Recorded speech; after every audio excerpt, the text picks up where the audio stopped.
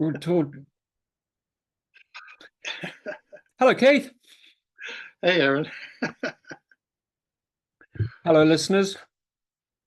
I'm Welcome to looking the forward to third this one. installment of Next Destination. Of course, it's a play on words because there isn't one. Hey.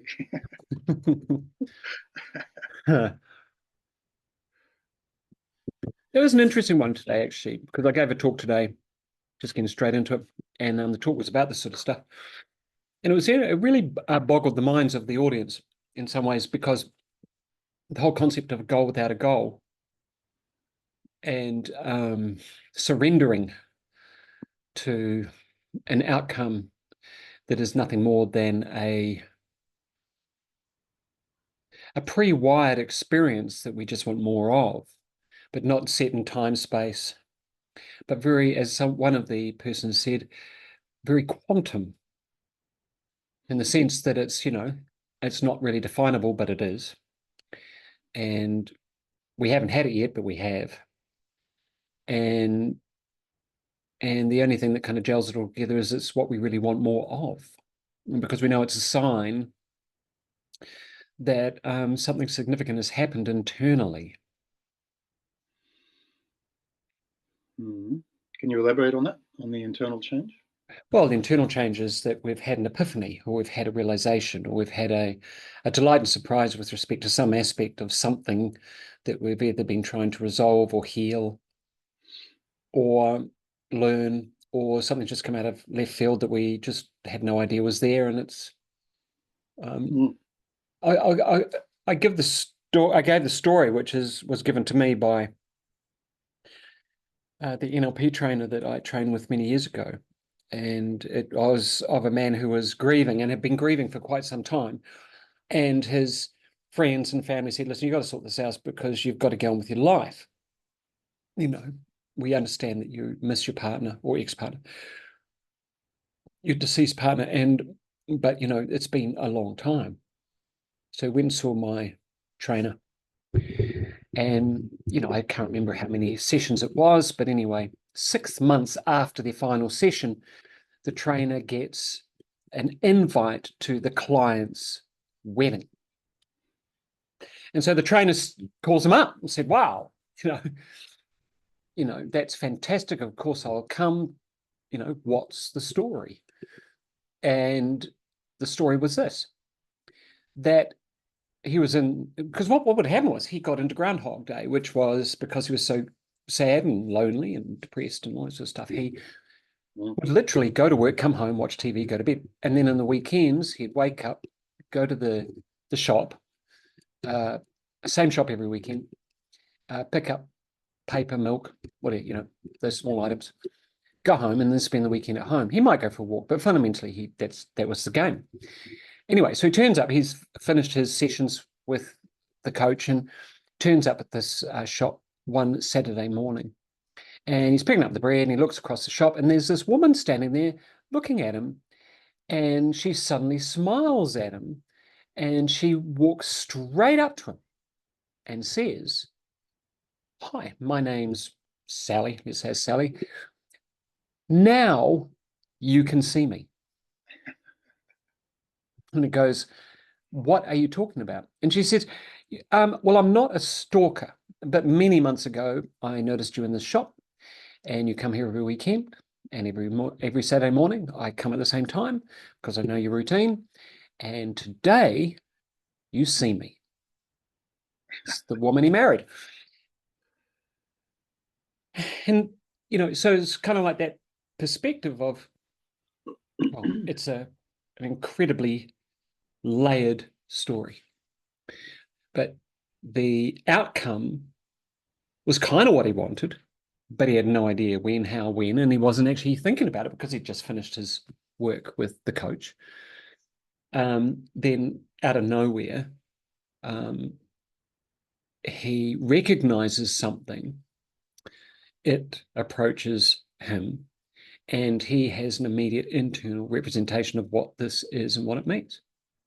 The thing was, before that day, to him, she wasn't there Mm. because he had no capacity, because of the state he was in, to see this beautiful woman who was there every week right in front of him. Mm. And I guess when we're talking about scarcity and abundance, he was in a scarcity state of mind for many, many months. And then suddenly through coaching, the grieving is maybe he pops out of first person grieving and into third person or whatever it is. He is suddenly released or relieved, and his perspective of reality changes. And suddenly there is a new reality that he sees. And I have to say, the number of times I've not woken someone up, but asked someone to open their eyes after after a hypnosis session or an NLP session, and they exclaim, gosh, it's brighter. Mm. I even had one experience with one woman who had been so horrifically abused, just one incident by a number of people, who became colorblind. And in the session, following the session, she opened her eyes and she said, oh my God, the sky is blue again. Mm. I know the experience. Yeah, I know you do. So Huh. this is the fascinating thing. And she didn't expect that. I didn't expect that. The guy in the shop didn't expect that. She didn't expect it because she didn't know if it was ever going to happen. But she persisted. Squeaky wheel gets the oil. And as I was telling this, there were only about 10 or 12 people in the room. It was a very small gathering, but it was nice. And everyone's nodding because everyone had some kind of perceptual experience of what that is about. And I guess that's what I'm saying. It's an internal experience. It's not, however, the external world is still there. And as we discussed, what feels like many, many, many moons ago, Keith, you suggested to me once, it's not the law of attraction, it's not the law of manifestation, it's the law of dropping filters. So it's literally like the thing that I want to manifest is right there in front of me. It's right there the whole time. It's like the house I'm sitting in right here, which I believe I manifested. I know I didn't, because this house was built in the 70s. So I didn't manifest it at all. It was here the whole time. And goodness knows, I drove along the road down there probably 100 times. Never noticed the house that I now live in. I mean, it's a great analogy. But I never thought I'd live in this part of town. I never thought I'd live this close to the water. I never thought I'd. It was in the back of my mind as an idea, as a dream, as a fantasy, as a concept. But I had no sense of planning, timing, blah blah blah. It was just suddenly it's there. Suddenly the means. Suddenly we're here. And so, but the whole time it was here. The whole time the means were here. The whole time everything was here. But I didn't have the wherewithal, the filtering, the belief, even whatever it might be, to notice that it's there for me. Mm. I'd been living in, with respect to this house, as an example, as a metaphor, I'd been living in scarcity with respect to what was required to manifest or to live in this house, whatever you want to call it. And that's what, that's that thing we were talking about last week, last time, which was the scarcity versus abundance. Yeah, it's a fantastic example. When you say it's the law of dropping filters, so once the filters are dropped, where can I place my attention, or what does my attention allow me? Well, yeah, and I mean, is it even there? Because then it even sounds like it's a conscious act.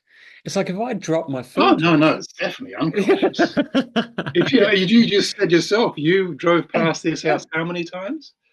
Yeah, Unconsciously blind. yeah,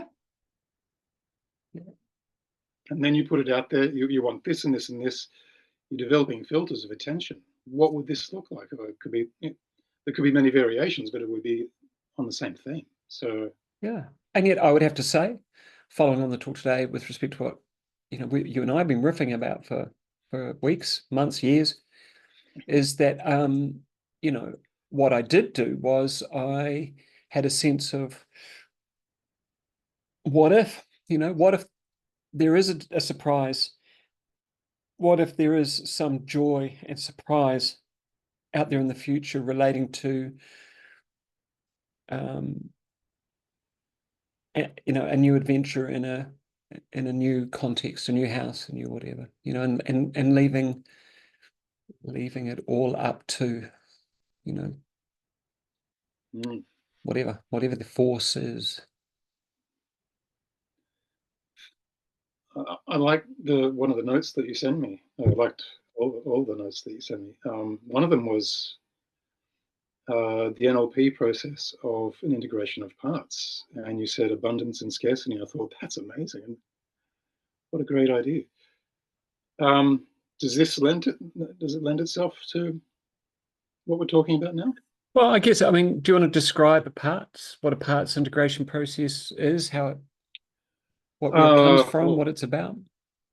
okay, so the NLP process of parts integration, you've got two competing ideas, two contrary ideas that can end up frustrating oneself. Um, you might want X, and there will be a counter argument. No, we can't have that. Or um, And it's usually this is what, conflict, isn't it? There's a yeah, conflict it's involved. Yeah. conflict. Yeah, Hmm. one will contradict the other. I want this experience, but I'm not allowed to have this experience. How do we hold these two ideas at the same time? And what you're Uh, doing, for those who can't see, is you're sorry, using, my yeah, hands. you're using two hands. And often we'll see this metaphor play out when we're having a conversation with someone, and even they'll use the words, on one hand, blah, blah, blah, blah, blah, but on the other hand, blah, blah, blah, blah, blah. So it's literally, there is a metaphor in the linguistics, but also the metaphor, because you'll see the person doing it with their hands. Yeah. Mm. So if we, my hands. So if we discover these two contrary parts, two contrary ideas, we can actually have a conversation with the two Hmm. and find out essentially what their intention is. What are they trying to Achieve. achieve Hmm. for the person? And um, you can tell your experience, Aaron, but in my experience, in every single case at the highest level, the intention is pretty much the same. Yep. But I'm not going to Yep. say there's always an exception to the rule.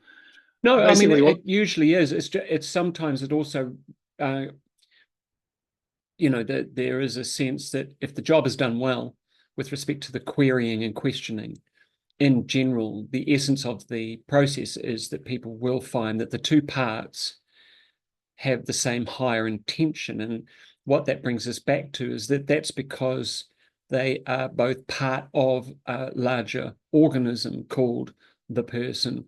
That person is sitting in the room doing the process with a higher intention, and that is to evolve, be happy, or whatever it might be. And so, you know, conflict is path to remedy, if for mm, want of a better way of putting it. And yeah. an example would be if there's joy on one side and I just want more joy in my life, and there's anger on the other side, we'd sit and ask anger, well, if you were angry fully and completely, what comes out of that that's even more important to you? And anger might go, and it's usually just, first thing that comes to mind, this part says, well, I feel a sense of relief because, finally I've been angry, I've gotten the angry out or whatever it is. Or it could be, well, now I get revenge. I've got revenge, so, okay, if you get revenge fully and completely, what comes out of that that's even more important? Well, I can relax now because the revenge is done. Okay, so if you relax fully and completely, what comes out of that? Well, I just feel happy. Oh, okay. So what you're telling me is there's a joyness. Yeah. Okay. Well, and it's called chunking up, going up to the higher level. And Mm, so what you often find is that sometimes it can often, for some people, be enough. And suddenly they'll just put their hands together and go, well, oh, okay, so they both want the same thing, and they'll just do that themselves. Some people won't. And so, right, so it seems that both these parts that have been in conflict actually want the same thing. So what if these parts, if you were to close your eyes, go within and allow these two parts to resolve that conflict, knowing that they both want the same thing, and as that conflict resolves itself, the two hands will come together in their own time. And that's the kind of the physiological metaphor of the mind collapsing those, what we call two anchors, the two hands anchoring the two parts. They collapse that conflict, and then they come together. Is that kind of Yeah, the... yeah, yeah, yeah.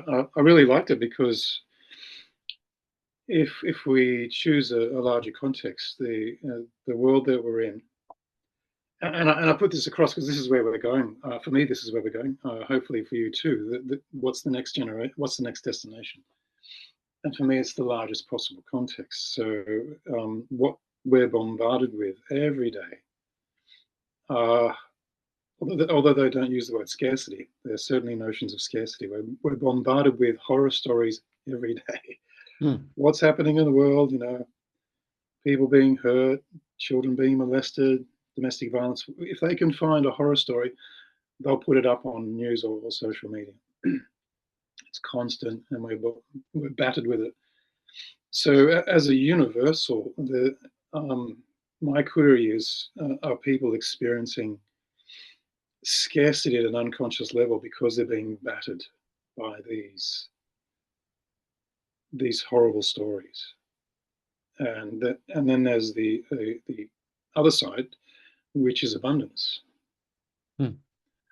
So, as a universal experience, I mean, an individual person can have this internal conflict for a particular concern. As a universal experience, though, what if we actually just go straight for scarcity and abundance as the two parts that we're playing with? So sort of as frameworks for the general conversation. Yeah. It's a good idea. I just Do you need to want to? I just need to pause for a moment Sure. Yep. because I've got a noise. I'll just grab it. Right. So yeah. So what was your question? Yeah. I mean, if you'd be willing to play it and actually take me through it, the idea is that there's a universal experience of scarcity and abundance, and the abundance is what I really want is more of what I want. The Yep. scarcity is being bombarded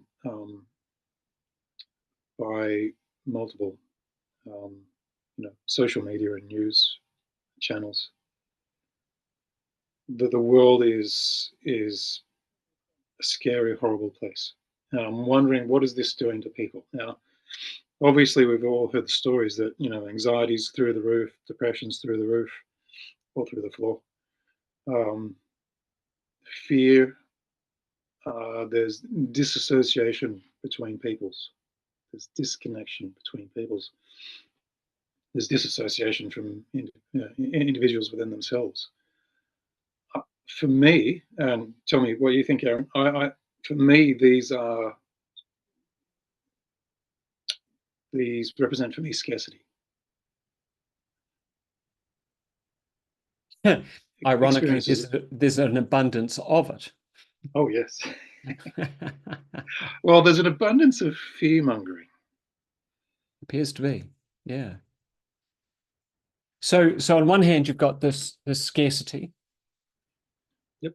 Which hand? It's the right hand. Yep. And on the other hand, you have Desire for more of what I want. Desire for more abundance. yeah. And if this conflict was somehow remedied or resolved, what is the perceived desired outcome?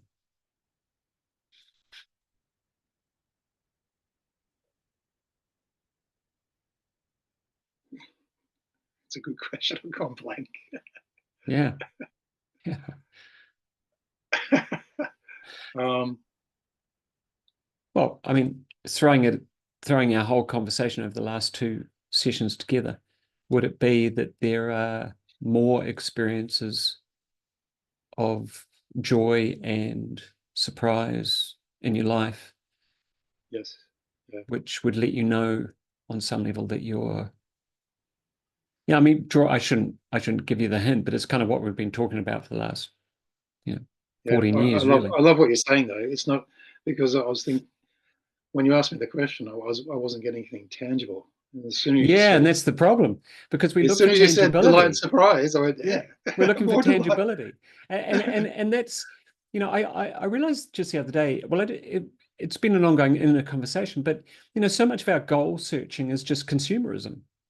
It's nothing more or less than consumerism. It's just the consuming of another object and another ideal, another, um, yeah, it's just another thing, and it's generally external to myself, and I don't necessarily entertain every time I create a goal. If I do create, because I don't create goals, I'm quite surprised how few goals I actually have, but I have a lot of ideas of what I want to create. But I often go, well, just let's see how that works out. And then I go, because then there's no disappointment. It's like, you know, and then and there's also the sense that I'm not aiming for this totally externally referenced moment of reaching a goal. Yeah. There's a Well, sense I of, liked where you went. I think it was the last conversation. Instead of a goal, which seems like a static thing that you're after, instead of a goal setting, it's an experience setting. yeah, What yeah. experience do you want? And then the universe takes care of it. If it happens to be a thing, then you'll bump into that thing and have that experience of that thing. So you're surprised by the thing, but it doesn't have Yeah, to but be there. it's more, just to take it a little bit more self-referral, is that it's me who's generating the surprise. Because you might have 20 different people turn up to the exact same events, exact same kind of timelines, but they don't all have the same surprise or interest or curiosity. So it's like, because they're not wired the same, or different history, different, whatever, different language, different culture. Different filters. Yeah. Yeah. It, yeah, filters. That's the way to put it. And subsequently, it's the person themselves who is creating the internal response to that new uh, experience, that new situation or event. Mm, So, mm. and that's where it becomes an experience. Yeah, a Yeah. compelling experience. Yeah. Well, it's a match, isn't it? There's an unconscious match because we've already set it up. I want a particular experience. Hmm. And then we happen to bump into it. And that match is the surprise. Oh, wow. Yeah, and it's usually it's nuanced. It's always nuanced because it's always Okay. it's an analog experience. So it's like it's in real world. It's not, digital thing or something like that. So it's like there'll be color, texture to it. Yeah. And so we recognize it, and we still can't help but feel some newness to it, some novelty to it. Novelty. Absolutely. Yeah. Okay. So on my right hand, I've got scarcity, which Mm. is a whole lot of, for want of a better word, a whole lot of thoughts running around in my mind about how terrible and scary things are, and how I can't have what I want because there's not enough to go around. If I do take a step, I'll destroy the planet. What do I do with that? Well, there's not much you can do with that, is there? It's pretty miserable. Don't go outside ever. Just certainly don't drive a car. Okay, Okay, so so that's in print agoraphobia. yeah. So scare so so if scarcity, let's just define that a bit better. So scarcity is, what's it doing? What's it It's doing? stopping me from enjoying Yeah. the moment. So if it does that fully and completely to the best of its ability, what comes out of that that's even more important to scarcity? If it stops me from enjoying the moment, Yeah. What does it get out of that that's even more important to it?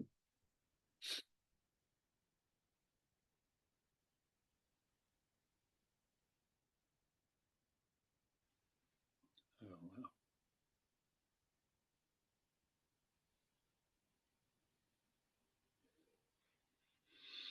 So Keith has just gone inside and he's closed his eyes, and because this is also a podcast, so he's going inside just to check on the other side. Now, one way to get more clarity on the feeling is literally, what does that right hand feel like? So what sensations, weight, lightness, tension, relax, tingling, coolness, warmth, what kind of sensations are you noticing in that hand? Feels like I'm holding a cylinder. Yeah, okay. And what does a cylinder want?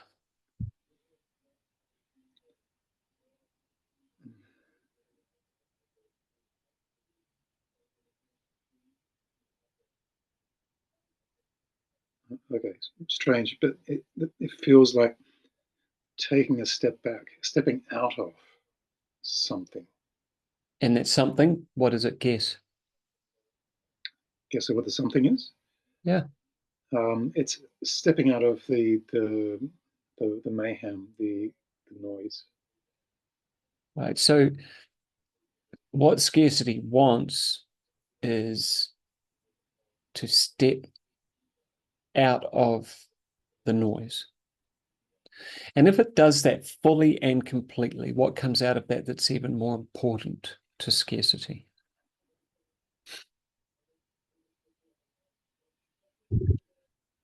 I get a sense of my visual field opening profoundly, and I'm no longer engaged with the noise. It's like this swirling mess, noisy mayhem, and I'm outside of it, and my things are just broaden. There's a sense there's more to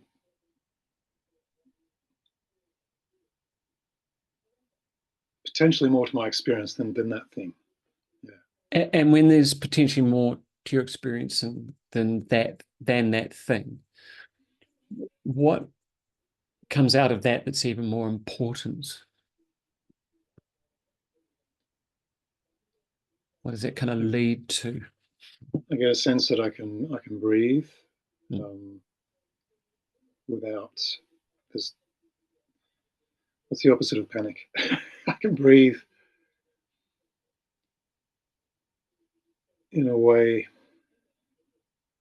that feels comfortable. And when you can breathe in And a way that feels comfortable, what comes out of and that?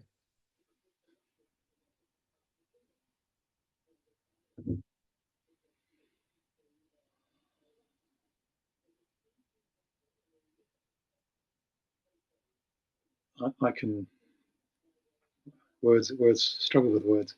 I can move in any direction I want. Right. And if we were to talk in the field of emotions or emotional feelings, what is that like? So what, when you can move more freely in any direction, where there was once the scarcity, what comes out of that that's even more important in terms of, well, what is that? What's the emotion there? What's the higher feeling or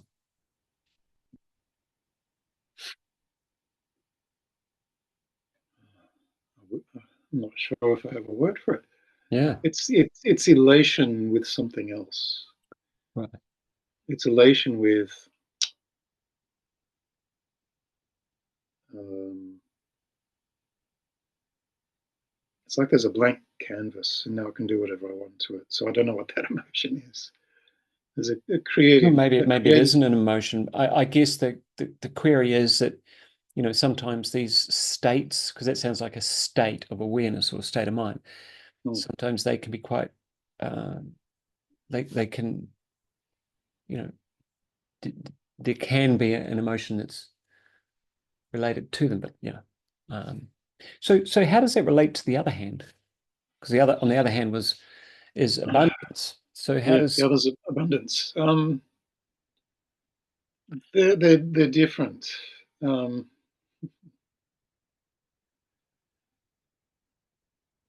so this is like an elation. It's like there's a blank canvas. I can now paint whatever I want. On this hand, abundance looks like a bubbling froth, Mm. Yeah. feels like a bubbling froth. Yeah. And if abundance was to bubble away, bubbling froth to its fullest capacity, what comes out of that that's even more important to it?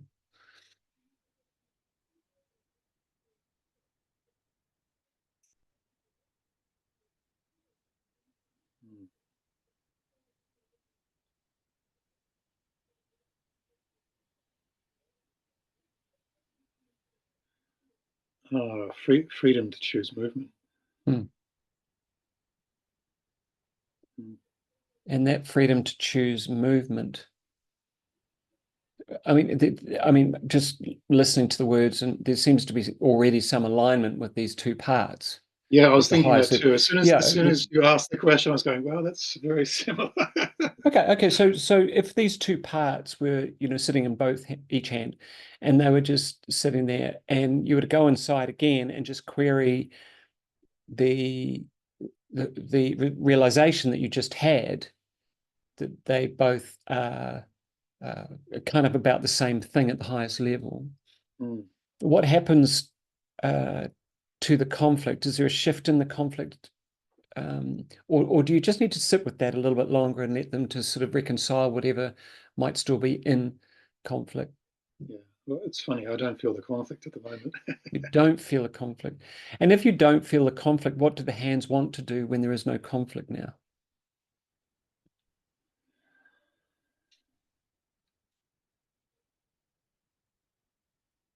It, what, what came straight to mind was, let's juggle some ideas.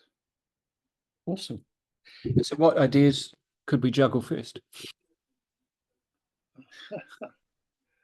I don't know. I just get a sense that they're juggling. So it's like, So to juggle, you have a coherence and you have a right brain, left brain kind of balance. You're oh juggling. yeah, they want to play together. It's Yeah. yeah. So is the gestalt, is the combining of the two greater than the sum of the parts in this instance? Because it's kind of Oh yeah, sounds, it's yeah. yeah. So Yeah. just for fun, if we were to mark out our future in front of us or wherever it might be, and kind of travel out into a place where this conflict may have been, travel into some future context where this uh, conflict may have been a problem. And yet, as you travel out into this future time and place now, what do you notice is different? Excuse me.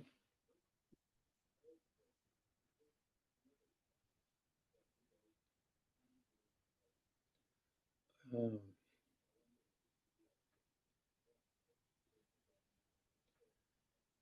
I'm not really sure. I just get a sense of a narrowing into a future space. To That's all I get with that instruction at this moment. So it wasn't the best instruction that I could give you, but I mean, I guess I'm just also aware, that we have people listening and some people can't watch, and so there's a lot of gaps in terms of thinking and all that sort of stuff. And I'm just sort of thinking, okay, well, how do we Mm. do this without actually kind of technically running a coaching session, but demonstrating the importance or the possibility of reconciling these two apparent opposites, which seem to be at constant play all Yeah. through our lives. And Okay. so I'm guessing is that there have been times in the recent past where you know that something's been happening because of that conflict and the way it was operating. So if you were to travel out into an imaginary future time where the kind of time where that kind of conflict once existed, what is the difference now as you imagine being in that Yeah. future context so that you can test out, is the conflict still there or is there something new happening? No, when I go into the future, I experience myself juggling, and Right. for me, straight away, it's like that metaphor for me is doesn't matter. No matter what the world tries to throw at me, Hmm. no matter what sort of negativity the world tries to throw at me, I'm juggling, and it bounces off. That's so fantastic because it's interesting from the conversations we've had previous to scarcity and abundance. We've talked a lot about right and left hemisphere balance and how so many where we are technically, culturally left brain dominant, meaning that so much of our problems and apparent solutions are left brained. Mm. And the metaphor of juggling is that it's very difficult to do left brain thinking only when you're juggling. It's very difficult to get anxious. I challenge anyone who's listening to this to try and get anxious while you're just chucking a ball from one hand to the other, because your brain is by hemispherically operating, and yet from what we understand, anxiety happens only on one side of the brain. So if you're activating both sides of the brain, trying to catch a ball, throw a ball, then you're activating something that counterbalances the ability or negates the ability to create anxiety. And Yeah. I believe it's the same with depression, So um, which it's interesting because Lovely metaphor for my unconscious to give me. yeah, and I mean it's so pertinent because we've talked about it so many times, and in a lot of neurolinguistic programming courses, one of the tasks is to learn to juggle.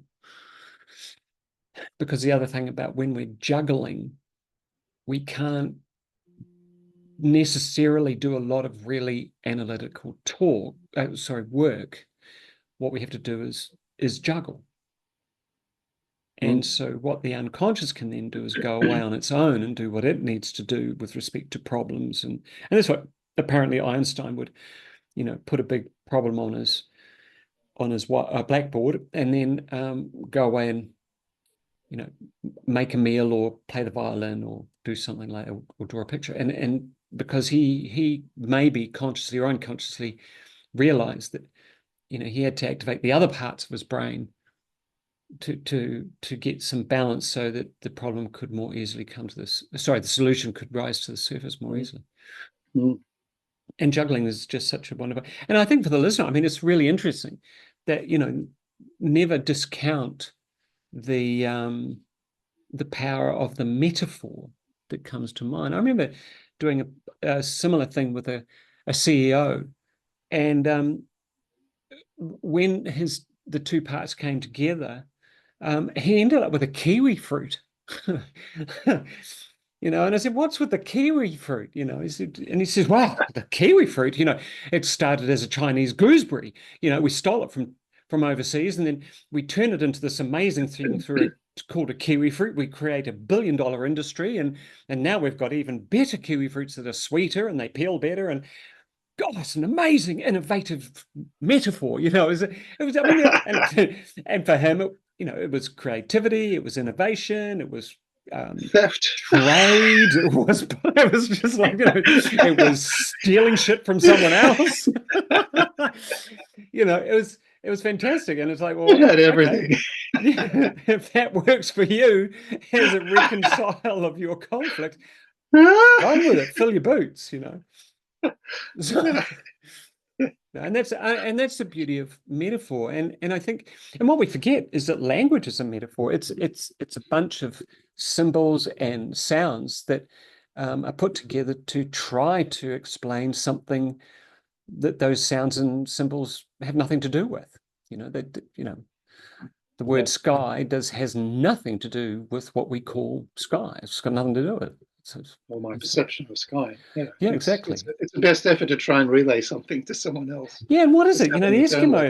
The Eskimos have what, 50 words for snow or 50 something? words for snow. Yeah. Yeah, because they live in it, so they can see the nuance of it, And I guess that Yeah. and they live in it 24/7 all year round. So Yeah. they have nuanced experience of that.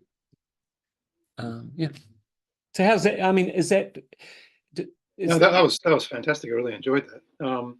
I love it as a metaphor for, and you said it yourself too. It's the left and the right brain. Scarcity, I'm convinced now, exists in the left brain, which means that the right brain is not getting a word in. And when you mm, do a parts integration, when you actually open up to communicating with these conflicting parts, you invariably stimulate the right brain. Yeah. This is a means out of scarcity towards abundance. I think it's fantastic. So yeah. And I think, you know, on a deeper level, I mean, it's Ernest Rossi, I think, he calls it mirroring hands.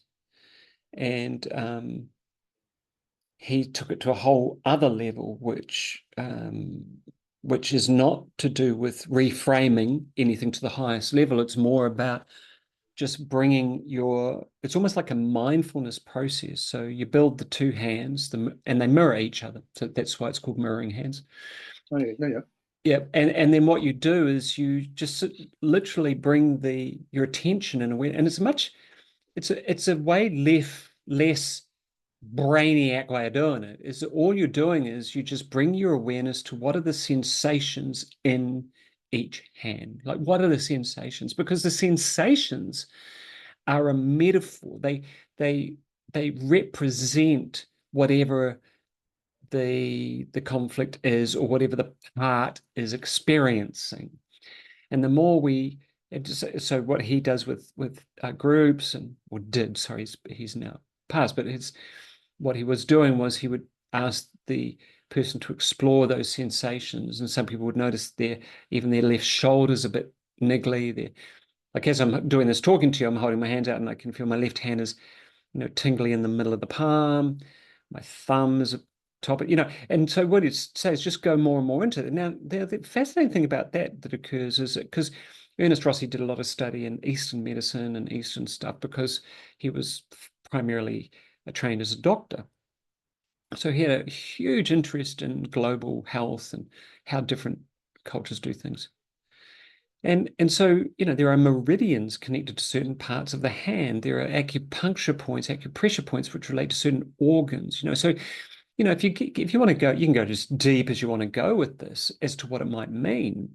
Mm. And yet, just bringing one's awareness and acknowledging those sensations is turning a deeply unconscious experience into something that we are now consciously having a conversation about. Now, what that does is it brings us into it makes it more real. It makes it more tangible. Yeah.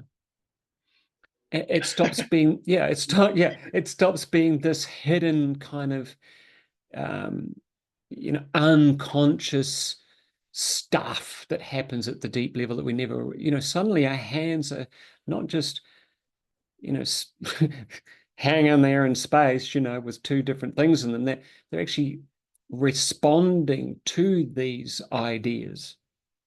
Mm. And then what he says is, just, what do they want to do? Do they want to come together? Do they want to move apart? Do they want to go up or down? Does one want to just stay where it is? So there's all of these millions of, so many options, because what he's doing is watching, and we watch ourselves. So as I'm talking, my hands are, and I have no idea what they're working on, but I've done this so many hundreds and hundreds of times with clients and on my own that it knows what the setup is. So my unconscious knows what the setup is, and I can feel sensations. So it's just doing what it wants to do. It's a little bit like Qigong, actually. There's this kind of sense of energy is moving. Yeah. Mm. And then at some point, what do your hands want to do? Do they want to just stop and you get on with your day, or do they want to relax, or do they want to come together? And then there's no judgment. And so my hands just fall down beside them. But Yeah, the yeah. process can carry on to its own fruition, because we've set up the space, we've set up the rules of the game, if you like. And there's no attachment to, well, they've got to come together, right? I haven't succeeded in this, or, it's got to be, the two hands have to come together perfectly, and they have to become, and there has to be some metaphorical symbol that comes. Well, no. And that's where he's taken it to a whole other level of like, well, just relax, just surrender to it. And if the hands fall away, they're done. And it Mm. was interesting, he did this. This is Ernest Rossi. And he'd just been to, it was South Korea or somewhere, but he visited this huge Buddha. I think it was a Buddha. Was that Korea? I think so. Anyway, so but um, the Buddha was sitting there with the right hand facing up at the solar plexus, and the other hand sort of pointing like, I don't know how you describe what I'm doing, but it was really fascinating. And but he realized that was almost like you're allowing something to go by having the hand up, and you're allowing the solution to fall into the other hand at your solar plexus. Solar plexus being kind of in the area of your heart, Mm. that sort of area. So it's really,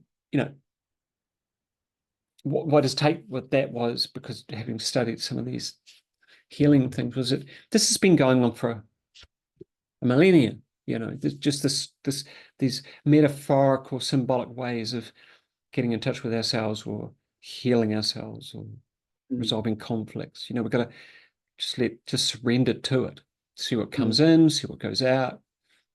It's quite fascinating. So yeah, so my theory is that the more abundance, and I'm trying not to say anything disrespectful here, because I know myself, I've gone through a lot of difficult times, and people are going through difficult times. So when I say that abundance, the more we tap into it, my theory is that the more we tap into it, the less we're going to experience mental and emotional and even physical So why? problems. What like what's the reasoning behind that? Okay, through my own personal experience and with clients, any sort of let's say emotional problem that we're trying to move through, something that's constrained us because we're stuck in the emotion of it. For me, that is a representation of scarcity, because I'm not I'm in it and I'm not able to get to the other side of it, which means that I'm missing something in that experience, and that something that I'm missing would actually allow me to get beyond it. Otherwise, I'm just stuck in the emotion, and that's how I'm. We can I think we can use scarcity in a multifaceted way, and that's one of the ways I see scarcity. If I'm stuck in some sort of emotional or mental problem, um, it's a filter of scarcity. Yeah. The more I tap into abundance, the more I sense that I can. I'm within a system that's caring, supportive. I can care and support myself as well. But I'm also within a larger system that is also caring and supportive. These are experiences of abundance, and that it's like the conversation you and I are having when we did the parts integration. You had my two hands doing two things. You and I are two individuals relating, creating a greater mind. I'm able to tap into more abundance because I have another person across from me, like yourself, providing me with more information that I think that I have in the moment for myself. I'm tapping into abundance by tapping into you. How does that sit? And that's been the kind of foundation of our human survival, I guess, Oh yeah, yeah, as we tap into the abundance of the greater population, I guess. mm. What occurred to me was, while you're talking, is that I, I, what if the state of scarcity is a subset of abundance? Because, as I said earlier, as a Go on. joke, well, as I said, it's interesting because, well, I mean, if I look at the world around me, there is so much focus on the scarcity, and yet there still appears to be an abundance of life. Mm. Like there just seems to be an abundance, there's air, there's ocean, there's trees, there's life, there's abundance of life. In some contexts, there's struggling life. Life is struggling for whatever reason. And yet when I and maybe it's just my frame of how I tend to my world, is that, as I said jokingly before, you have an abundance of scarcity. Yes, yes. And it was like, well, okay, so I mean, it's a linguistic playing, but Mm. it's like, I can't help but wonder if actually when I look around me, is it that scarcity exists, or is it that because of, for whatever reason, I mean, there's some discussions out there, about trauma and how trauma unresolved becomes toxic, and it interferes with our capacity to filter for joy, to filter for creativity, because we are overwhelmed and overloaded at some deeper level with this ongoing trauma. And yet the body still functions, the body still makes cells, it still does what it does to a point. I mean, it could do better without the trauma, but there's still an abundance of processing of the personality is still looking for a remedy, for example. And I kind of wonder, because there is this, when we do the kind of this kind of parts integration as a strategy to resolving this thing called abundance and scarcity as a potential conflict, so that we can move more, I don't know, what is it, manifest more, create more, or have more joy, or whatever.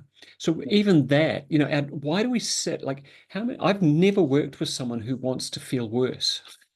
I've never, I just haven't had that experience. And it's like, well, I've never met anyone who buys a new car because they want to have a worse driving experience.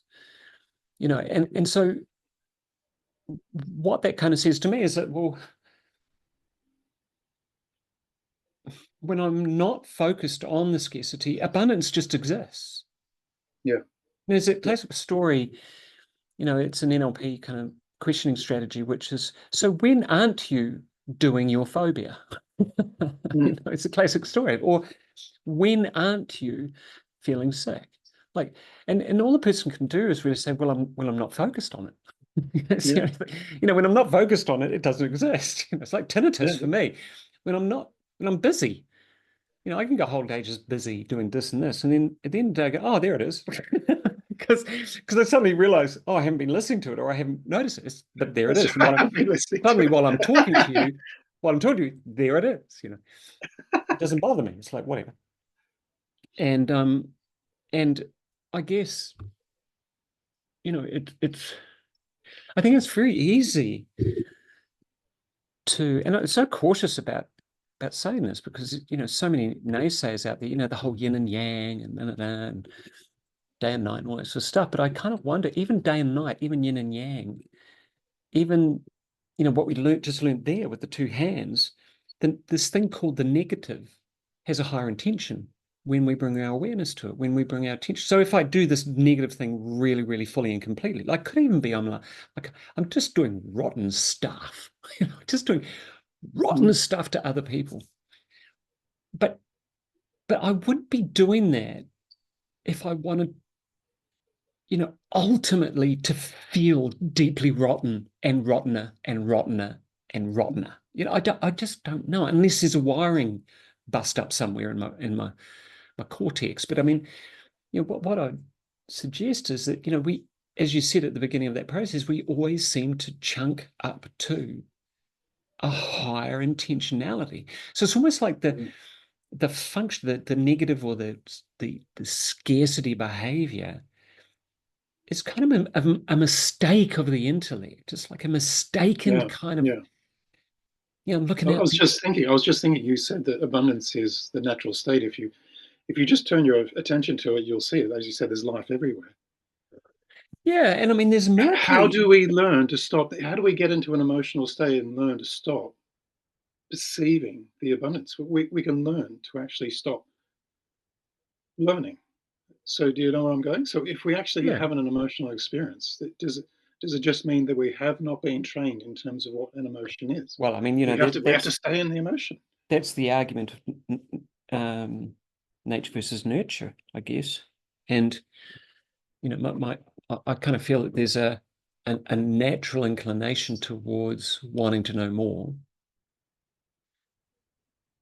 One of the most dangerous things in the world, I guess, to a government, you know, governing the population's mental state, government, is the last thing you really want is a whole bunch of people asking you questions about why you're deciding to do this and that.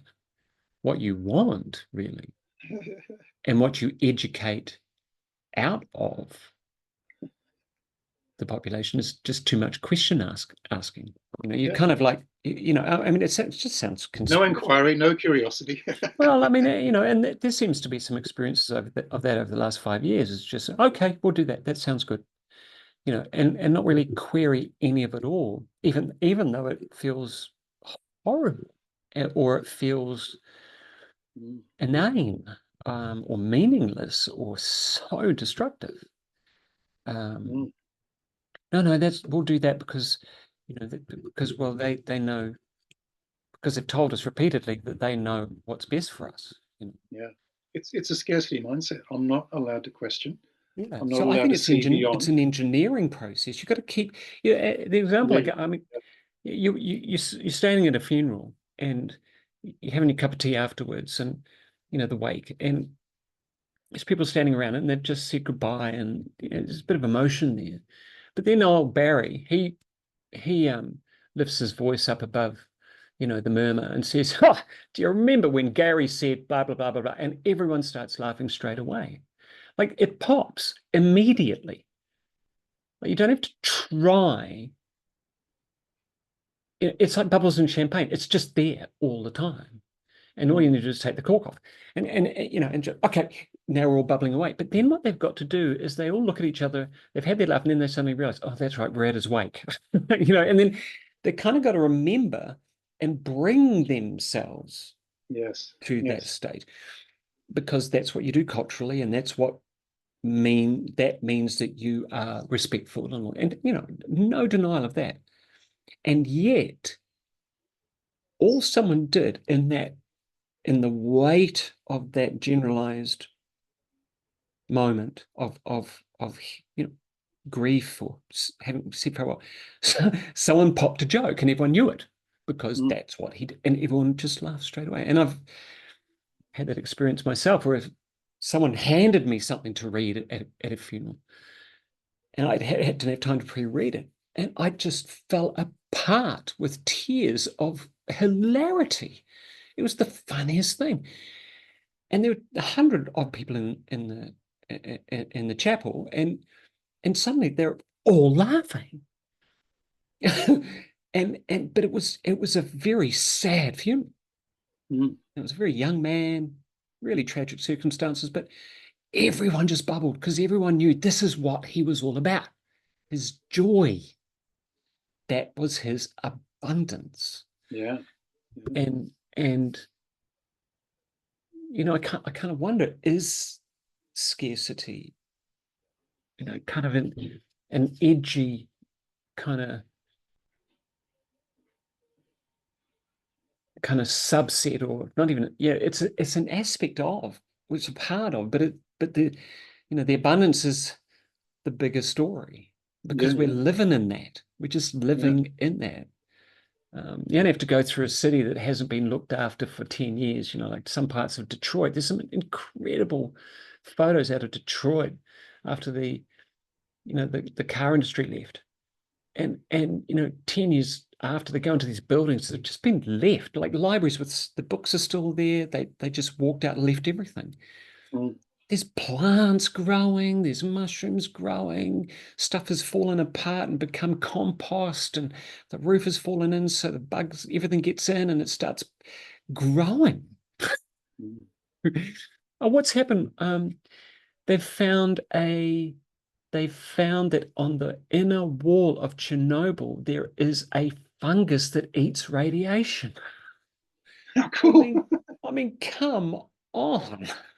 You know, if that's not abundance out of scarcity, Yeah. because there should be no life in that apparent context, and there Oh, is.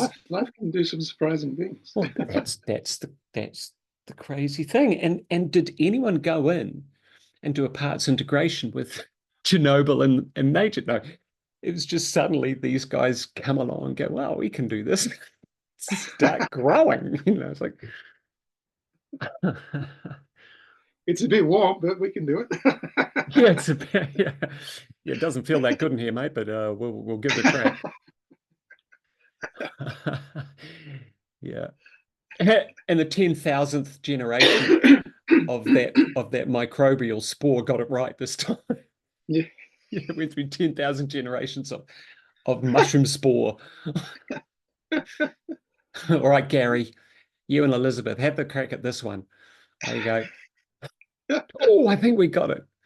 Well, adversity, you get And innovation, don't you? yeah.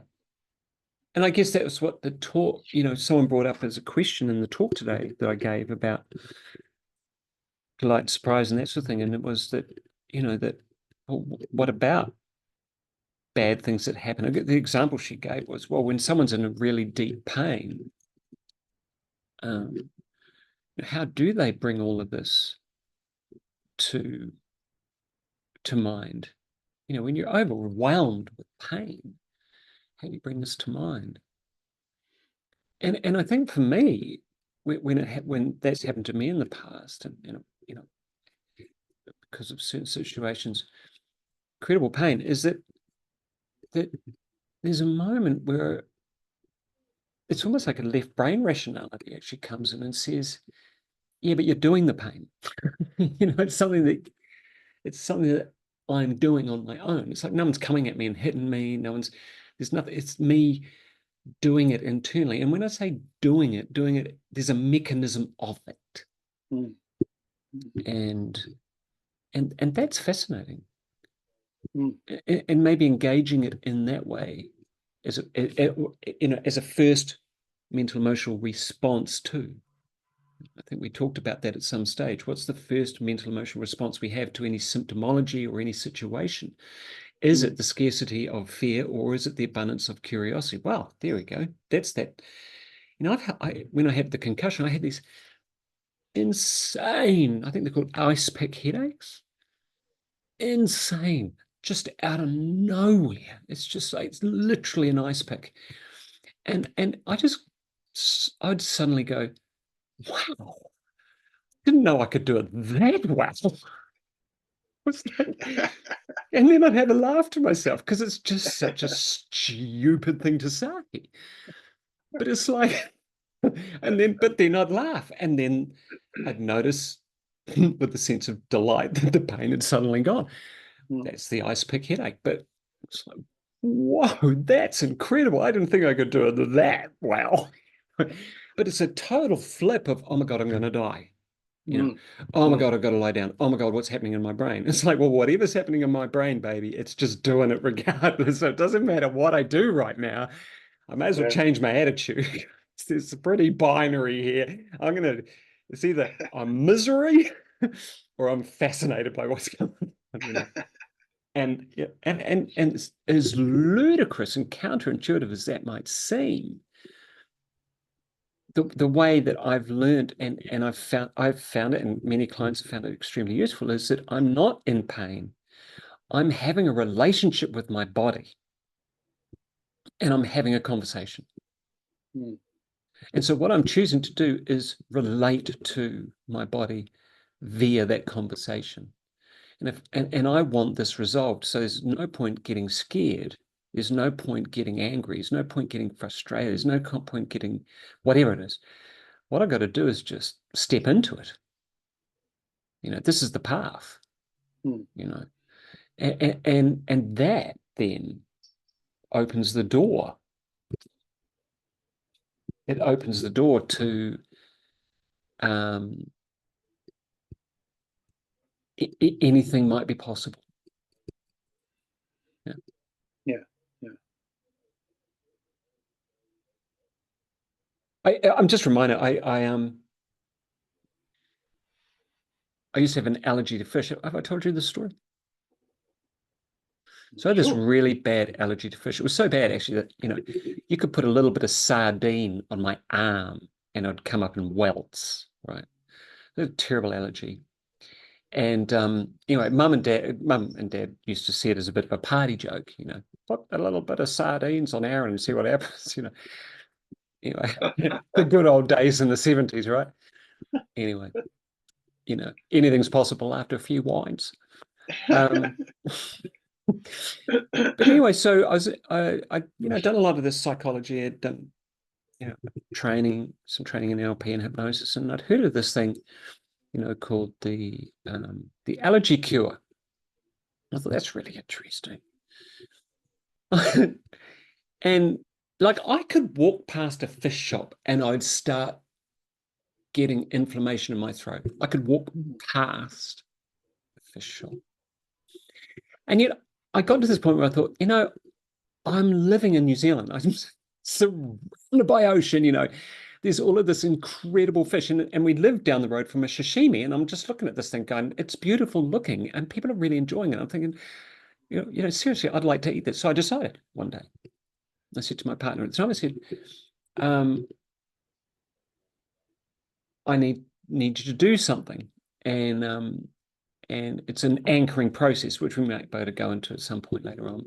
But the fast and furious of it was, I had no idea what was going to happen, but I had a very clear sense that whatever was going to happen was going to be profound, and I was going to have a powerful shift. And I wanted to eat fish. So she had no idea, but I just said, this is what we're going to, I want you to do this thing, which was to create an anchor. That's all I wanted her to do. So the anchor was, and it was based on this, I could picture myself at another table. So there are other people eating sashimi, right? So we walked past the store and I said, listen, get me the fresh fish. She said, what? I said, get me fresh fish. She said, no, I'm not getting you. Die. And I said, no, get me fresh fish. Listener, do not try this at home. No. Do not ever try this. I actually shouldn't be. Maybe I shouldn't be telling this story. Long and short of it was, what I'm getting at is the scarcity is a subset of abundance. Now, I know that the allergy, now I know, having cured it with sashimi, the allergy was based on a whole bunch of emotions that I was feeling when my mother opened a can of pretty bad fish and made me eat it. So it was a confluence of all these different things. I just know that to be a fact. And so subsequently, my body responded, and from that point on, it was anchored and triggered effortlessly.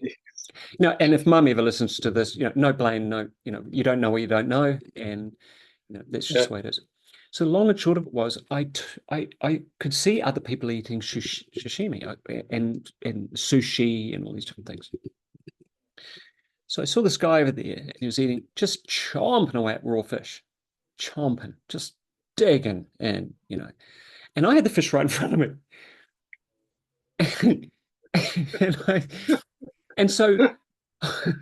But then I said, but before I did that, and this is the abundance part, I said to myself, you know what? I don't have asthma anymore because I've gotten rid of asthma. And, I know how to heal a cold, and I know how to heal a flu. And what I was doing was, while I was thinking these things, I'd give my partner a nod, and she would apply pressure to the back of my hand. So she was anchoring these states in. And I said, I honestly feel convinced that I'm adaptable and I'm flexible and I can shift my reality quite quickly with respect to this, blah, blah, blah. Just a whole bunch. And I related it to learnings and things in my past. And she's anchoring all this, layering the anchors just by putting pressure on my hand every time I gave her a nod. And when I was giving her a nod at the end of every kind of concept I was going through. So then I imagined myself morphing into that guy, or that guy morphing into me whilst happily eating sashimi. She triggered, just, held her hand down while I gave her the nod for that one. And I saw myself just absolutely nailing this fish, just loving it, just totally chowing down and I swear I shivered. I got this incredible, powerful shiver. And she goes, "What was that?" And I said, "Time to eat fish." I ate the whole thing. Wow. So for me, I'm wondering, I don't think they're in conflict. Go on. However, the parts integration, or the parts, is that they are in conversation. I honestly, I wonder, how abundant is this universe we live in? It's phenomenal. It's just phenomenal. I mean, how many times in the last 30 years, I remember we were told, we were shown the nuclear bomb movie over and over at school.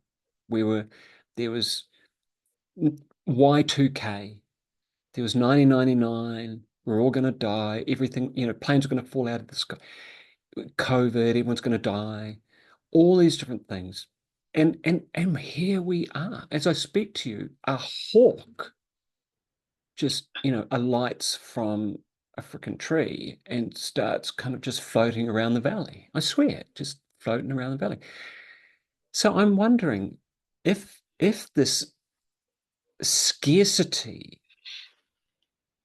I mean, if people can so quickly move from the epitome of scarcity, which is a phobia, a trauma, a you know, a remarkable allergy, and move into the scope of abundance of being able to eat whatever that thing was, and with no problem. That abundance is already there all the time. Yeah. The food's there, the humans there, the thought processes there, the strategies there. It's just it hasn't had a curious focus yet. It's had, as we're putting it, a focus of scarcity. Yeah. It's all about learning the focus. I wonder, Learning to and focus on the scarcity. This is the fascinating thing. We've all done it. We've all learned it. We've all had the experience. and from and this sounds crazy, but from a consumer perspective, people eat a lot more, they drink a lot more, they shoot up a lot more, they they go to more ball games. That why do they call it the concept of bread and circuses? What did Rome do? They built more stadiums so that people were completely distracted from what the politicians were doing, which was getting syphilis and trading all their gold away.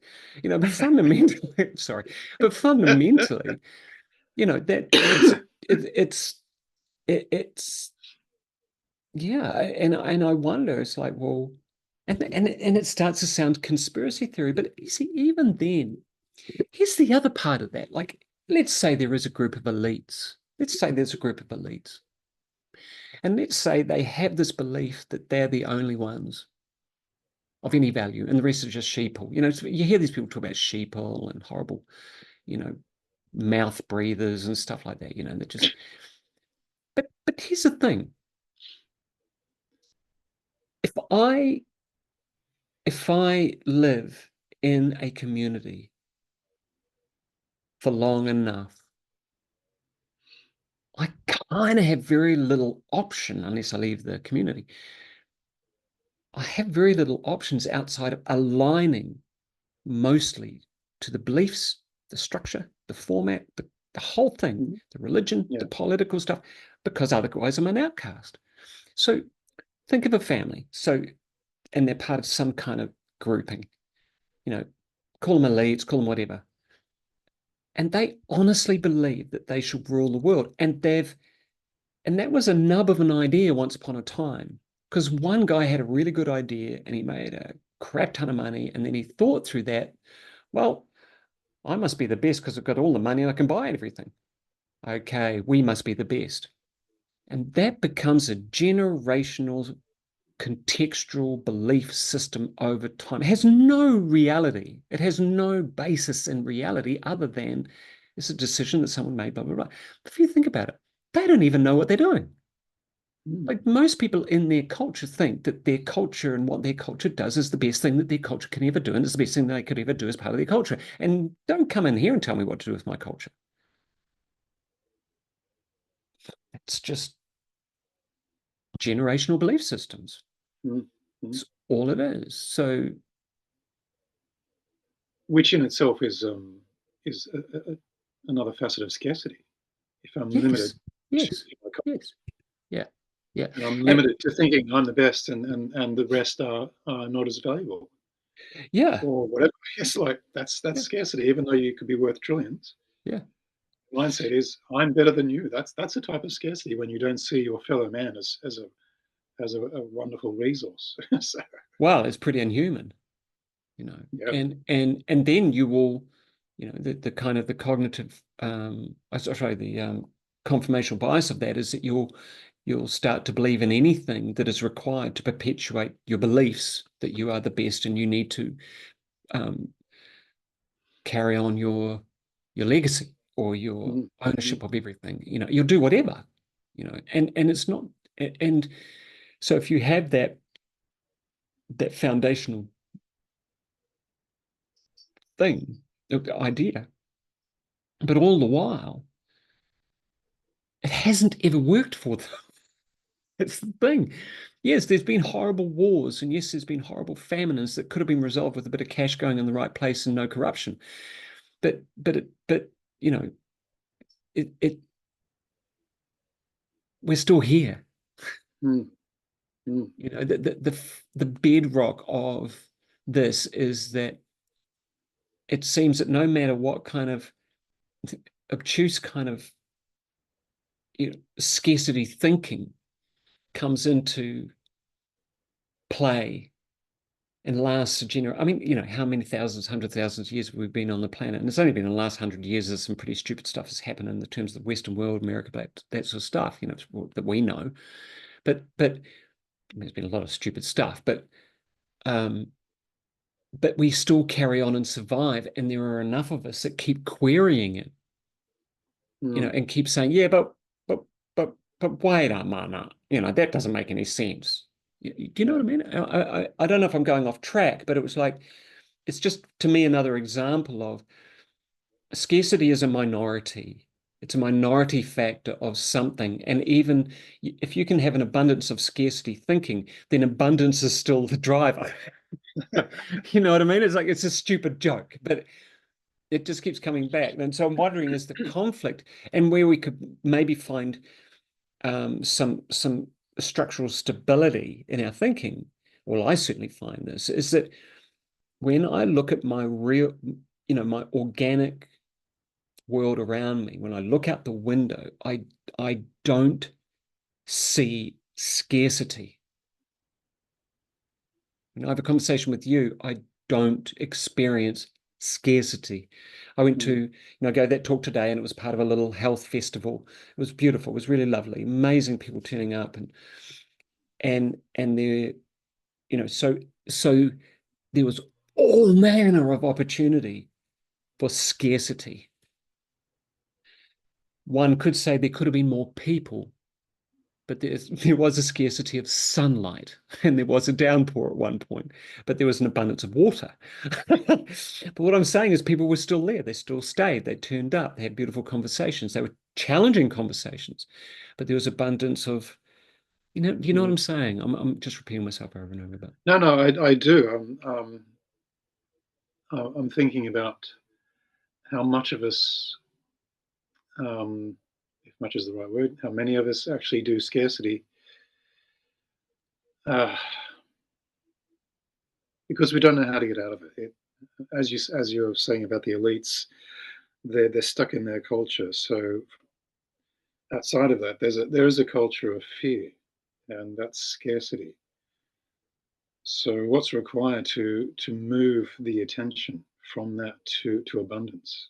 well, And as you say, that's where that part thing comes in, yeah, yeah, yeah. But if I'm in that let's say the metaphor called the elite, and they've got this legacy of like, perpetuating beliefs in the majority, and that is of scarcity and horror and fear and all that sort of stuff.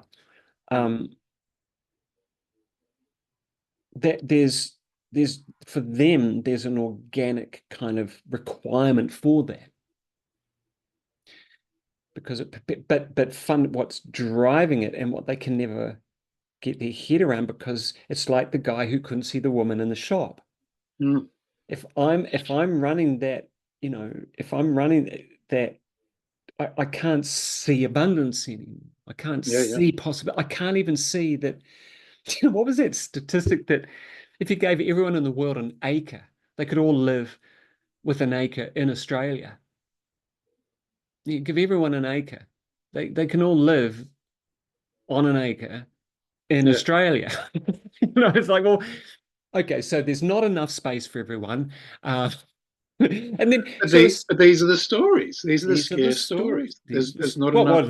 that's an interesting story because that's an abundant story in a sense. Because what that says is that, well, Absolutely. actually, there's a shit ton of everything.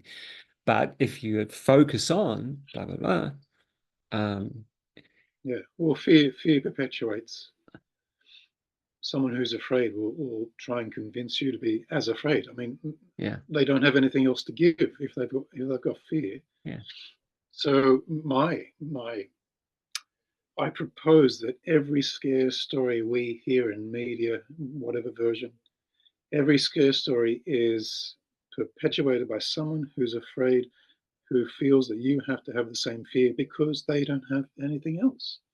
Or they think they yes, don't have anything yes. else. Or on the counter to that, I agree. And on the counter to that, they have something to gain by perpetuating fear because they Yeah, can gain what they perceive as more abundance, yeah. i.e., money, control, power, whatever, And which that's is, fueled by fear. well, I it is have to fueled by have fear. all of Yeah, this. yeah, yeah, Otherwise, it'll be scary if I don't keep accumulating, if I don't keep on yeah, stealing from them, if I don't keep on suppressing them so yeah, I can take from them. That's yeah, fear. yeah. That's And how not, that's not, ironic is it? How ironic is it? absolutely. Yeah, it's such a beautiful irony on such a grand scale. And I mean, because Yeah, it's almost universal through our through the world. I accumulate all of this stuff, because, well, I might need it one day because there'll be nothing, and so I'll have something. yeah. Um, or something like that. Yeah. I just thought of Elon Musk for a moment there because he's still couch surfs. He owns his own house and stuff now, but for so many years, only until like 3 or 4 years, 4 or 5 years ago, he sleeps in hotels now. He lives in a hotel most of the time. He doesn't have his own, or he has a home probably because he's probably got some accountant buying property everywhere just to offset. But there's that kind of thing but what seems to be happening is that a huge amount of money that comes in through all of these things that he's doing goes back into the things that he's doing.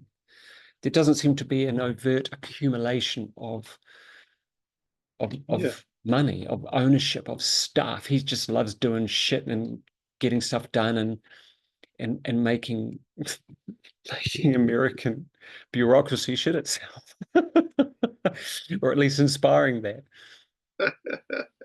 But so it's another take on, because he's considered one of or you don't know what's happening in Saudi Arabia, but he's certainly considered one of the wealthiest men in the world, and yet it doesn't seem that he's necessarily living in this hugely ostentatious, extremely wealthy way. He just seems to be Yeah. working all the time. Yeah. Uh, Yeah. Yeah. Well, that's the thing, having all that money and he's still working. That to me is abundance because he's not scared about what he has or doesn't have. mm, He's interested in making stuff. That's yeah, abundance. You know, yeah, my creativity won't stop, which is fantastic. I'm going to follow my creativity mm, rather than, oh, I've got to buy more property. I've got to buy more gold. yeah, I've got to steal that lolly from that baby in the pram. yeah. Otherwise he's not worried. He's not scared. Doesn't seem to be, and I think that's Creativity. whether that's his crazy wiring, but and I find that truly quite inspiring. And you can see why someone would want a guy like that on their team. It's like, well, he's fearless, he's pretty creative, and he's got a shit ton of money. So let's get him on our team, And the guy goes, sweet. It's like, okay.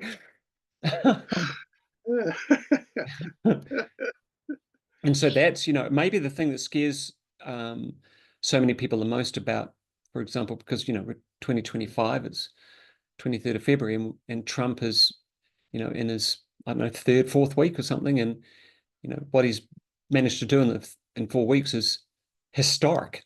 I mean, it's nothing short of utterly historic. Love him or hate him, he's just been doing epic stuff every day. Now, that, if anything, is going to give most people the shits because he's he's coming from a space of abundance. People hate the fact that it wasn't his money to start off with. It was his dad's. My answer to that is, yeah, and you wouldn't. Yeah.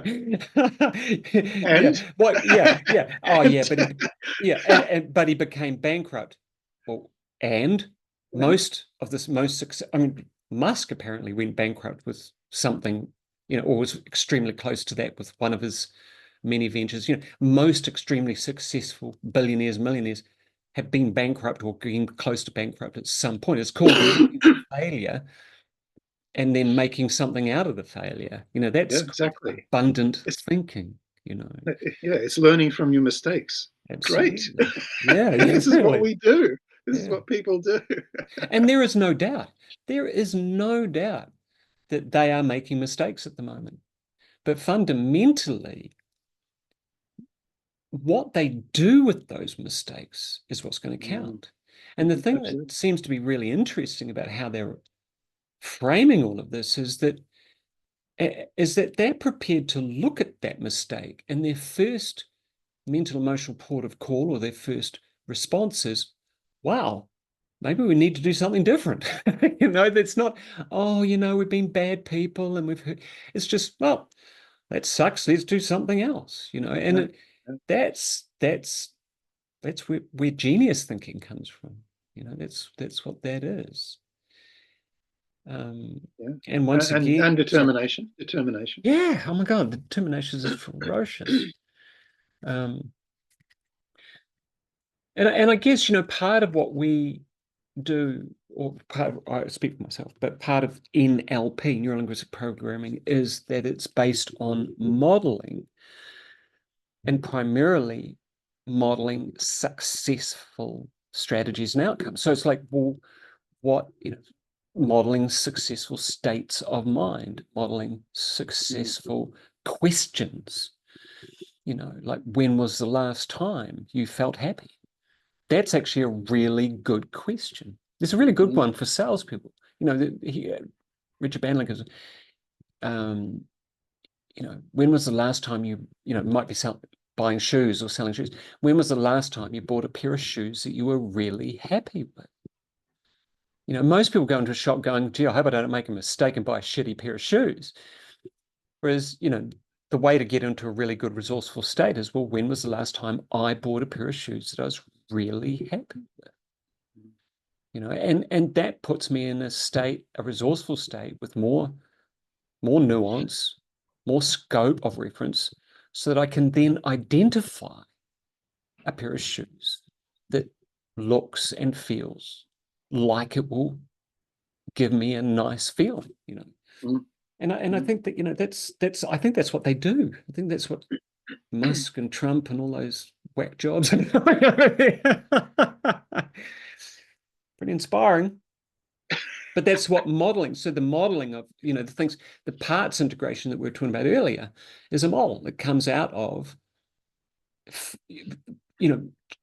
working with people and working out how did they get to that successful outcome when yeah, they were in a space of conflict.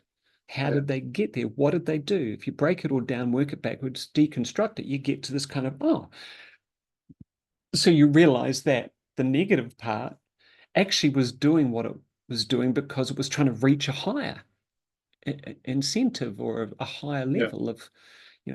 oh, well, that makes sense. And And even suddenly, even more fundamental, conversation occurred. yeah, yeah, So if there's a conflict and you get a conversation, then you get ideas and you get questions, you get answers, you get a sense of interest. Oh, You, and think about that. I mean, what did he just do?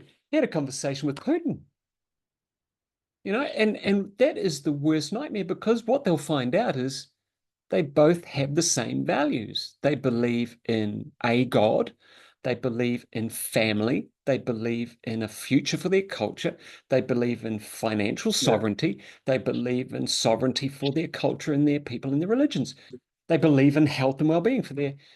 Wait yeah, a minute. So you all want the same thing. Why? yeah, So if we leave you alone, you leave us alone, and we just trade, we can just deal. And they go, yeah, yeah, that works for me. Can we get rid of the bombs? What? Yeah, well, we won't need them. If we're just yeah. Why not? trading, can we melt them down and turn them into, I don't know, platinum things or something? I don't know, make statues or something. I don't know. Yeah. And fascinatingly, the fearful didn't want that conversation to happen. They don't want it because wow, how many people in Congress have military shares? Yeah. It's all scarcity. I'm going to Yes. lose my money. Well, It's not about that, what I'm going to gain. It's I'm going to lose my money if that conversation happens. That's yep. scarcity. Yeah, No, yeah, that's absolutely. Because there's nothing abundant about war. Um, even when you're making money out of selling arms, because we must be left destitute spiritually. The if you think it's scarcity, okay to kill millions of people, you are destitute. You you are would, well, absolutely. I mean, it's just an utterly it doesn't matter whether and once again, yeah, you can left brain rationalize any argument. Well, they're a Yes. different culture and they don't, blah, blah, blah, as we're hearing with some cultures right now, that every other culture apart from theirs doesn't deserve to live. Well, okay, that's cool, for you. But it doesn't kind of work for everyone else. Can we kind of maybe have a conversation? The trouble with some of these conversations is they can't be done because the filter is too strong. The indoctrination is too strong. The mass formation, the cultural hypnosis is so strong that Mm, and also possibly the capacity to entertain an intellectual conversation on such levels is gone. And I mm. say that with great caution. And yet that's painful. It's like, um, because then there is only fear and scarcity Mm, and a profound delusional state yes. goes with it. It's fascinating. Yeah. So one of the facets of and we've been demonstrating it the whole time. One of the facets of abundance is a conversation. It is Mm, relating mm, because you have a different perspective. You've got vastly different resources to me, different experiences. We can only add to each other.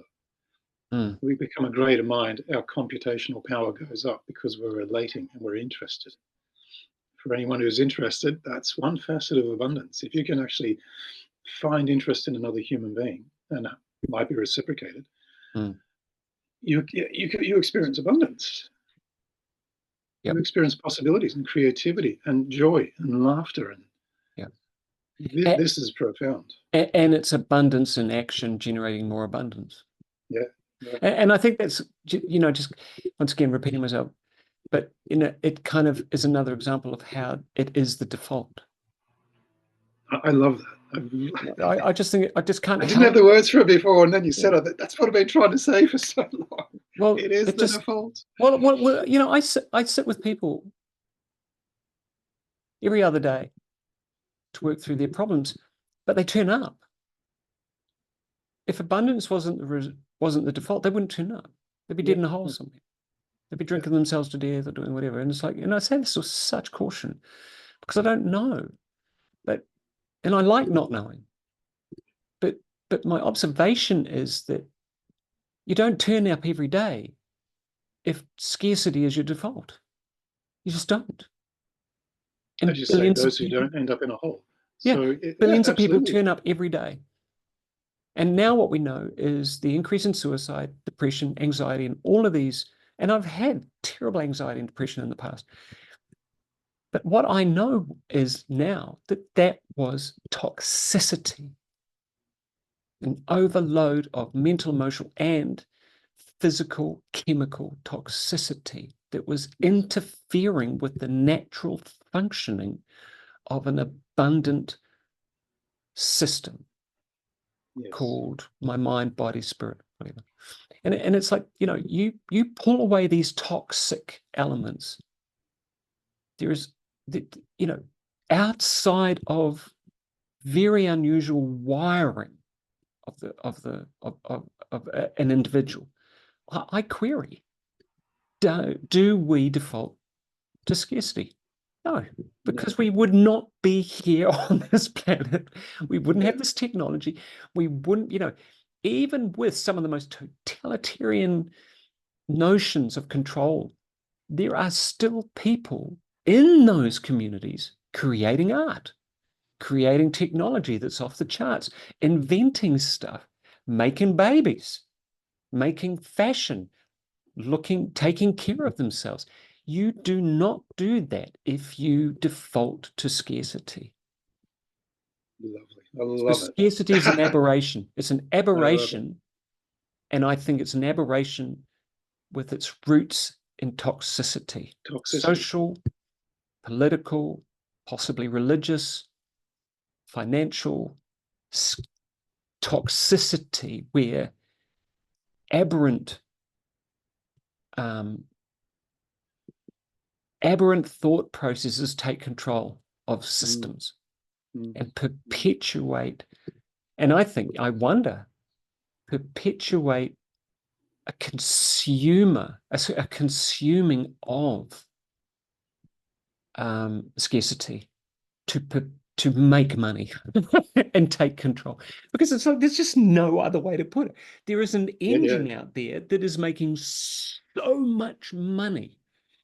What was it in one part of Auckland in New Zealand? There's a huge amount of really upsetting stuff that's been going on with family violence, all that sort of stuff. It has the highest number of bottle stores per capita. It's like, well, okay, well, do your math. It's got the biggest number of vaping stores, bottle stores, pubs, all this stuff. It's also got the largest number, or one of the largest numbers of, it doesn't matter, but the cultures and the different cultures all living together. It's like it's just, well, if you have that many bottle stores, you have the most addictive legal substance that the government can make it so much money out of. In a place where there's more poverty, where there's less education, where there's all these different, it's like, well, that's just a money-making game. It's just making money. And then you've got the medical part, you've got the policing part, you've got the judges, you've got the courts, you've got every single consuming aspect related to that. It's profound. It's profound. Yeah. It is about toxicity. Well, it feels like that. It seems like that. And, I've had my own experience of that for long enough, and working with enough people to get a sense of, well, that thought process, that habit, that whatever, is just, it's toxic to you. So you can frame it. It's toxic because you don't want it. It's painful. It's eating you up, or whatever it is. But because you've turned up, you're not defaulting to it. Yeah. Well, this has been my argument, that all these emotional and mental problems, if you consider the larger context, it's a toxic environment. And I'm going to. Sorry. Okay. There are very profound toxic elements within the environment, something that is otherwise organically abundant. And and for me, this is just one step along the continuum where we are now is not the final story. No. So Yeah. that's hopefully what you and I are doing. Next destination is if you go somewhere along the continuum and look back to today and wonder how do we maintain that those toxic aspects of that society. So Yeah. I just there'll be a a spiritual way of looking at it, is because we perpetuated so that we could use it as a path to resolve our attachment to meaning, attachment. Oh gosh, it's a whole other conversation. We need to yeah, have it another day. it's a very good conversation. Yeah, attachment. It's just that. Yeah, I think we'll approach attachment many times. Hopefully, yeah, it's a good one. It means fundamentally means you get to live without being um, suppressed by your own desire and your anxiety about not having that thing in the moment. So you get to live and allow yourself to be surprised along the way. yeah. Way more fun. Yeah, and way less likely to get horrendously disappointed. Well, There'll be very little disappointment, I think, when I'm you very little. ask them. I remember years and years and years ago when I learned transcendental meditation, I learned it at the same time as someone else. And the only reason to learn TM, he wasn't interested in anything other than he needed to stop smoking. His doctor said, you've got to stop smoking because, blah, blah, blah.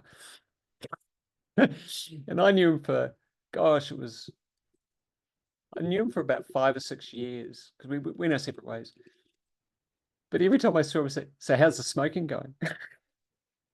Says, I don't know what it is. I'm meditating every day, blah, blah, blah. But still, there is chugging away on a cigarette, feeling really disappointed. It's just a perfect example. So how's the rest of your life? Oh no, good. Business is good.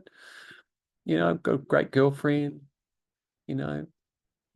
It's like, but his focus was, I'm doing this because I have to stop smoking. I say, it's just a memory that's come up. And maybe his savior would have been just to stop caring whether it was smoking or whatever, that at some point there'll be some,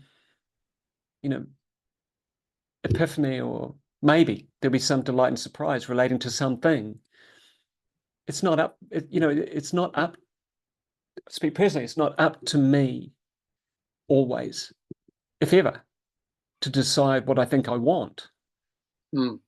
And the thing historically, God, I'm going on and on, but the thing historically I know to be true is that if I'm repeatedly delighted and surprised, then nothing's going bad. Everything's That's going right. great. It's like, you know what I mean? You know what I mean? It's like, as long as I've got a smile on my face, doesn't matter what I'm doing. Yeah, That's really nice. bloody simplistic, isn't it? All right. Well, until next time, thank you, listeners, for listening in. And remember, everything that we discussed today was not a session. It wasn't an appointment. It wasn't a remedy to anything. It was just a conversation between two guys across the ditch, one in Sydney and one in Christchurch, New Zealand. And until next time, Enjoy abundance. absolutely.